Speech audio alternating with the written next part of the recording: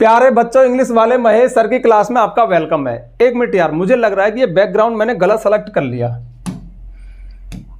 एक मिनट, अब ठीक है। तो देखिए, बच्चे अक्सर कमेंट करके एक बात कहते हैं, क्लास कोई भी हो, कि सर हमारा गोल है 95% बट पढ़ने का मन नहीं करता।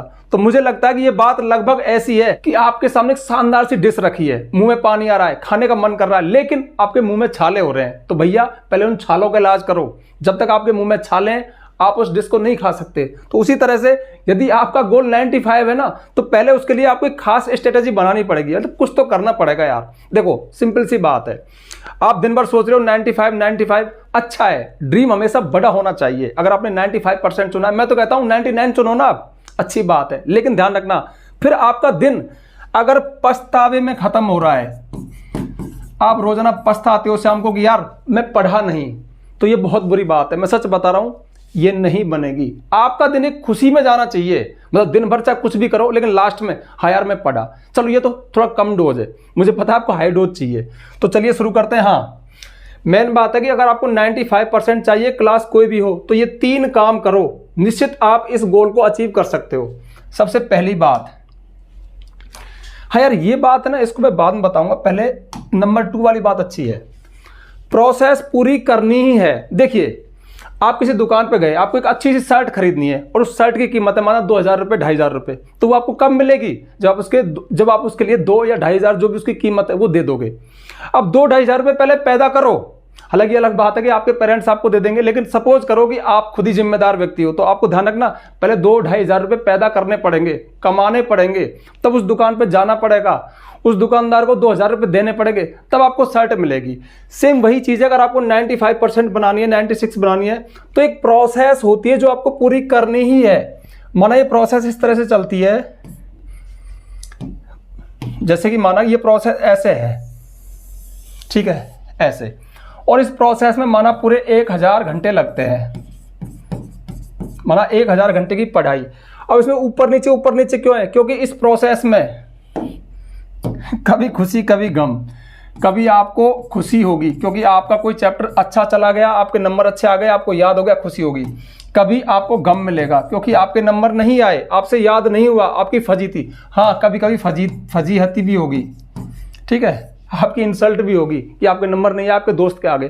तो इसमें देखो ये प्रोसेस है, यानी खुशी होना भी प्रोसेस है, गम मिलना भी प्रोसेस है, फजीहत होना भी प्रोसेस है, और कभी कभी आपको प्राउड भी फील होगा, गर्व कि हाँ यार आज तो मेरे नंबर सबसे ज्यादा आए। और साथ में पढ़ाई भी चल रही है। एक मतलब 1000 का मतलब 1000 नहीं होता, ऊपर नीचे हो सकता है। अब मैं तो एक आंकड़ा लिया है, एक अनुमान लिया है कि इतने घंटे की पढ़ाई जरूरी है, उसमें ये सारी चीजें होना जरूरी है। सारे टेस्ट, सारी सीरीज, सारी प्री बोर्ड, हाफ ईयरली जो भी हैं, उन सब में आपको लगे रहना है, इन्वॉल्व रहना है, सब कुछ का एंजॉय करना है। प्रोसेस भी एक एंजॉय होती है। अगर आप उसमें शामिल हो तो फिर वही है, गीता में कहा गया है कि बस कर्म करते चलो, फल की इच्छा मत करो, फल अच्छा ही आएगा अगर आप प्रोसेस में थे तो। ध्यान रखना, एक प्रोसेस पूरी करनी होती है। अब आप अपने आप को टटोल के देखो कि आप प्रोसेस का हिस्सा हो या नहीं हो। अगर नहीं हो तो फिर जुड़ जाओ यार। कहते हैं ना, देर आयत दुरुस्त आयत। अगर अब भी चल पड़ो, जब जागो तब सवेरा, है ना, कि मेरे 2 महीने निकल गए, 3 महीने, कोई बात नहीं, निकल जाने दो, उनको कवर करो, लेकिन इस प्रोसेस का हिस्सा बनो, इस जर्नी का हिस्सा बनो, तभी मजा आए, तभी आपको टारगेट मिलेगा। तो ध्यान रखना, मेरी बात हमेशा याद रखना, ये प्रोसेस आपको पूरी करनी पड़ेगी। जो और बच्चे कर रहे हैं, जो उस गोल को अचीव करेंगे, वो जैसा कर रहे हैं वैसा ही आपको भी करना पड़ेगा, उनके साथ चलना पड़ेगा, कभी खुशी कभी गम में शामिल होना पड़ेगा। अब ये नंबर 2 पे थी, मतलब बात अच्छी थी, मैंने सबसे पहले बता दिया। पहली बात ये है, छोटे छोटे गोल बनाओ। अक्सर होता क्या है, हम बड़े बड़े गोल बनाते हैं कि बस ये 10 चैप्टर मैं इस 15 दिन में खत्म कर दूंगा, हाफ ईयरली से पहले मैं 2 बार रिवीजन कर लूंगा, मतलब बड़े बड़े टारगेट बनाते हैं। ध्यान रखना, बड़े बड़े टारगेट कभी पूरे नहीं होते भैया। छोटे छोटे टारगेट बनाओ, पर डे के लिए टारगेट बनाओ, रोजाना की रणनीति बनाओ। सुबह जब जागो तो सोचो कि आज मुझे साइंस में ये चैप्टर पूरा करना है, इंग्लिश में लेटर तैयार करना है या ये चैप्टर पूरा करना है, मैथ में ये प्रश्नावली सॉल्व करनी है, SST में ये चैप्टर करना है। बस शाम तक उस गोल को अचीव कर लो। आपने जो टारगेट किया है उस टारगेट को पूरा कर लो। पर डे के लिए टारगेट बनाओ, पर डे उसको पूरा करो।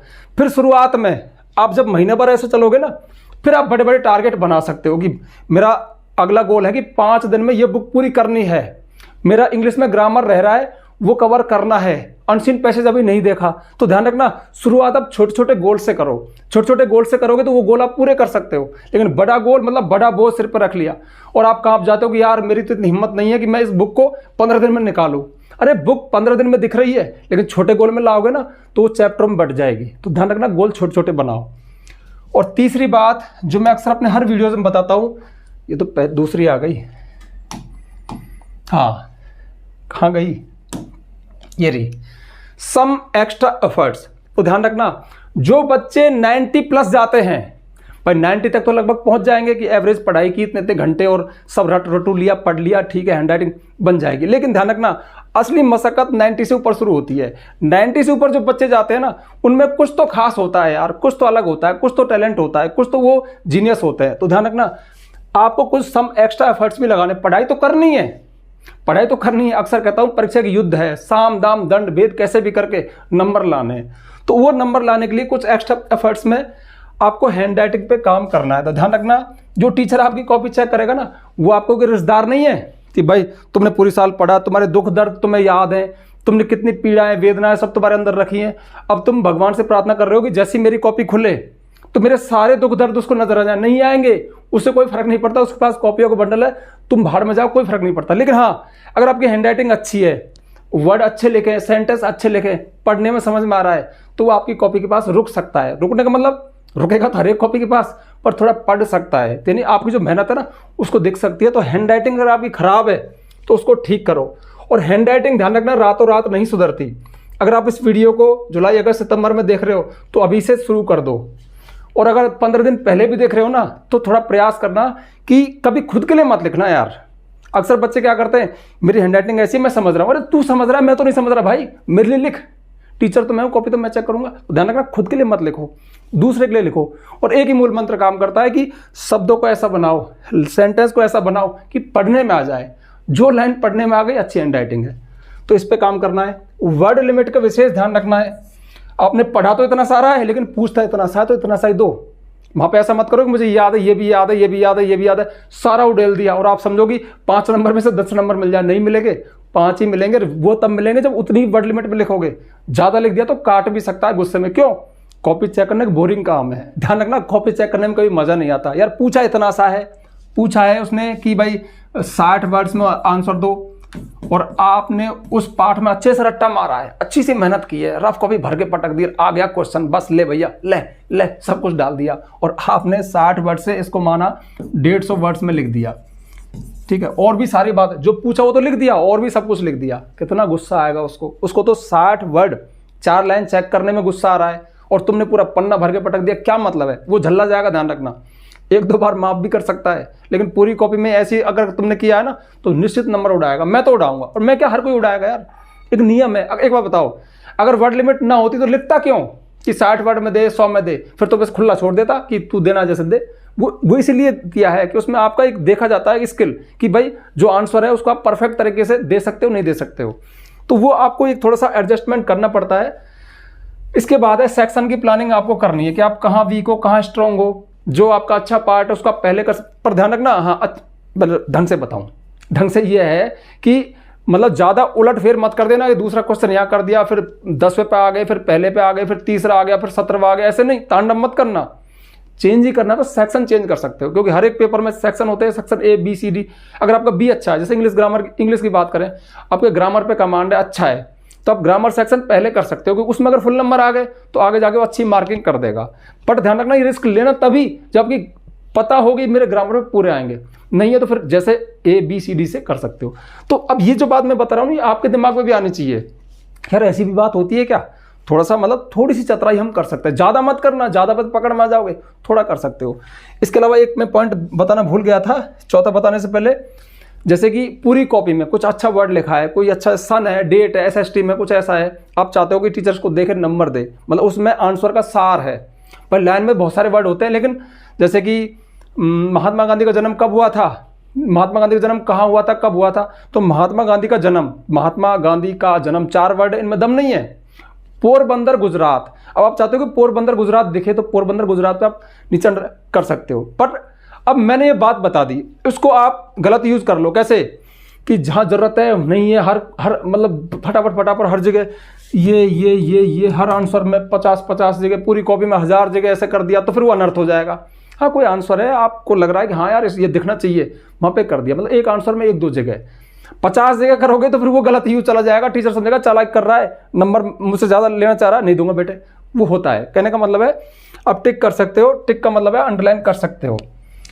Previous papers analysis. चतुर विद्यार्थी, अच्छे विद्यार्थी, बुद्धिमान विद्यार्थी हमेशा इस काम को करते हैं कि पिछले साल के जो पेपर है ना उनका एनालिसिस जरूर करते हैं, उनको देखते हैं, क्योंकि वहां से क्ल्यू मिलता है। सिलेबस तो इतना है बट यार क्वेश्चन कहाँ से निकलते हैं, किस चैप्टर में से ज़्यादा निकलते हैं, किस तरह के क्वेश्चन आते हैं, तो थोड़ा आइडिया लग जाता है। टीचर्स को तो होता ही है, लेकिन अब टीचर्स यार एक बात बताओ, इतनी मेहनत कौन करता है आजकल? आपका पेपर है, आपकी जिम्मेदारी आपकी है। अगर टीचर आपकी हेल्प करें, बताएं तो अच्छी बात है, नहीं करें तो क्या आप उन पर थोप सकते हो कि मुझे बता कौन सा आएगा? नहीं, आप खुद निकालो। हालांकि क्वेश्चन कौन सा आ गया तो कोई नहीं बता सकता, लेकिन गैस लग जाता है कि यार इस चैप्टर में से ज़्यादातर आता है, बड़ा इसमें से आता है, मतलब ये जो चैप्टर है इसमें से तो आता, मतलब इस तरह की बात है। आपको अंदाजा होता है जब आप प्रीवियस ईयर्स के पेपर्स का एनालिसिस करते हो। तो मेरा कहने का मतलब है हर चीज़ कीमत मांगती है। अगर आपको 95% चाहिए तो भैया उसके लिए कीमत है पढ़ाई। आपको रेगुलर करनी पड़ेगी, स्ट्रेटेजी के साथ करनी पड़ेगी, उसमें डालना पड़ेगा।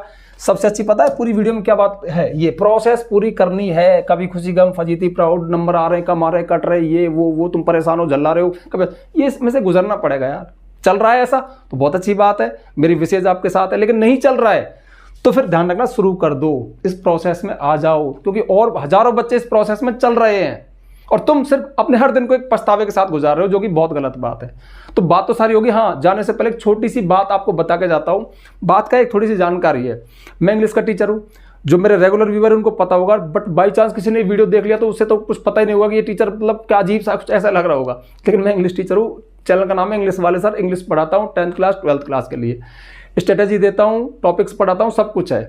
तो हाल ही में मैंने, मेरा एक ऐप भी है प्ले स्टोर पे, महेश गुरुजी करके, महेश गुरुजी नाम से एक ऐप है, उस पर कुछ कोर्सेज हैं, ठीक है। मेरा दूसरा चैनल भी है महेश गुरुजी नाम से, जिस पे सिर्फ मैं इंग्लिश पढ़ाता हूँ, ठीक है, मतलब बेसिक इंग्लिश ग्रामर पढ़ाता हूँ। ये जो चैनल है ये सिर्फ स्टूडेंट्स के लिए है। तो मैंने जो मेरा ऐप है महेश गुरुजी है, प्ले स्टोर पर है, उसमें हाल ही में एक इंग्लिश राइटिंग कोर्स तैयार किया है आप जैसे स्टूडेंट की हेल्प के लिए। और सिर्फ आपके लिए नहीं, बहुत सारे लोगों की नीड है कि उनको इंग्लिश लिखना नहीं आता। तो उस कोर्स में मैंने सिलसिलेवार और तरीके से, सिस्टम से इंग्लिश लिखना सिखाया है कि अगर आप अटक जाओ तो क्या करो, और जो जो टॉपिक्स ज़रूरी हैं ग्रामर के इंग्लिश लिखने के लिए वो उसमें अच्छे से करवाएं। तो अगर आप में से कोई ऐसा स्टूडेंट देख रहा हो जिसको इंग्लिश नहीं लिखना नहीं आता हो, और हाँ उसमें कंपोजिशन भी करवाया है, लेटर कैसे लिखें, रिपोर्ट कैसे लिखें, इनके फॉर्मेट और कुछ एग्जाम्पल, कहने का मतलब अच्छा कोर्स है। तो फोर्स तो करूँगा नहीं, आप चाहो तो लेना, ना चाहो तो मत लेना। और आपकी नीड है तो आप ले सकते हो, थोड़ी सी फीस है, वहीं पे जाकर देख लेना कितनी है क्या है, ठीक है। तो ये सारी बातें थी। मैं समझता हूँ कि आपके दिमाग में बात चली गई होगी। वीडियो को लंबा खींचने से कोई फायदा नहीं, ठीक है। जल्दी से वीडियो को लाइक कर दो, ज़्यादा ज़्यादा शेयर करना। हाँ, भले ही लाइक मत करना बट शेयर जरूर कर देना, क्योंकि बात में दम है और ये बात ज़्यादा से ज़्यादा स्टूडेंट्स के पास पहुँचनी चाहिए। और यदि चैनल पर नए आए हो, चैनल को सब्सक्राइब कर लेना, बेल आइकन प्रेस कर लेना, ताकि आपको आने वाले वीडियोज़ को नोटिफिकेशन मिल जाए। आज के लिए बस इतना ही, मिलते हैं नेक्स्ट वीडियो में नेक्स्ट टॉपिक के साथ। तब तक के लिए बाय।